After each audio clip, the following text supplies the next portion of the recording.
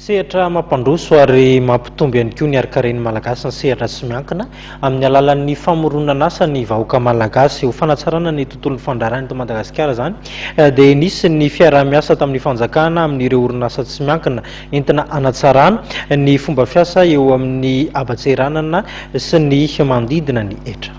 Mba hanatsarana ny tontolon'ny fitantanana eo amin'ny sehatry ny fandraharana dia nisy ny fanatsarana ny fiarah-miasan'ny orinasa tsy miankina sy ny fanjakana amin'ny alalana fitantanana eny amin'ny habatseranana sy ny etra.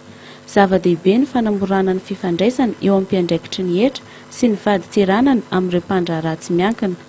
Ilaina ny fisian'ny fifampitokisana eo amin'ny sehatra tsy miankina sy ny fanjakana raha ny nambaran'ny lehiben'ny maso-ivon'ny vondrona Eoropeanina Antonio Sanchez Benedito.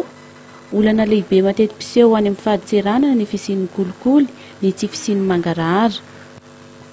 Maro koa ireo orinasa tsy miankina tsy mandoa etra eto Madagasikara ka izany indrindra no nahatonga ity fihaonana ny fanjakana amin'ny sehatra tsy miankina ity mba hisian'ny fitoviana eo amin'ireo samy orinasa tsy miankina. Tokony andoha ny anjara etrany daholo izay tokony andoha amin'izay manomboka eto. Izany hoe tokony hisy zany ny équité fiscale. Tsy maintsy mandoha izay tokony ho alohany ny entreprise rehetra miasa eto Madagasikara ary tsy maintsy mandoha izay aba tokony ho alohany ihany koa ireo entreprise rehetra izay manapa-drentana. Io zany ohatra hoe raisitsika ilay atao hoe harcèlement fiscal. Milaza ny secteur privé hoe no mandoha ihany no mandoha.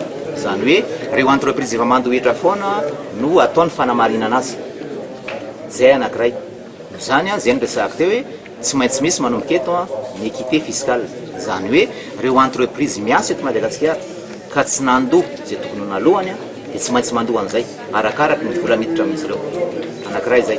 Faharoa ihany koa milaza ny secteur privé eo amin'ny fisian'ireo corruption maro samihafa na au niveau ny douane zany na au niveau ny administration fiscale. Reny koa zany dia tsy maintsy atao izay hanafoanana azy. Isy ihany koa ny fanaraha-maso tanterahan'ny fanjakana amin'ireo orinasa tsy manara-dalàna.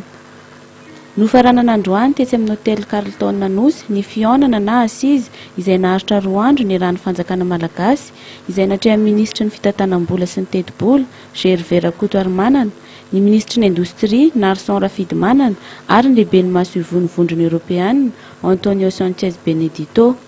Miisa 80 ireo mpandray anjara amin'ity fihaonana ity izay toy ny fihaonana andatabatra boribory ny ara-takarena teo amin'ny malagasy sy ny vondrona Eoropeanina ny fahavalon'ny volana May lasa teo.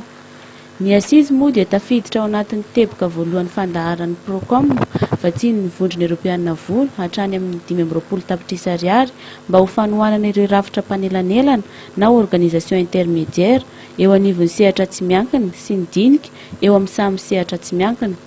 Ny fandaharana asan'ny Procom dia nitomboka ny faran'ny taona 2014 ary haharitra 5 taona.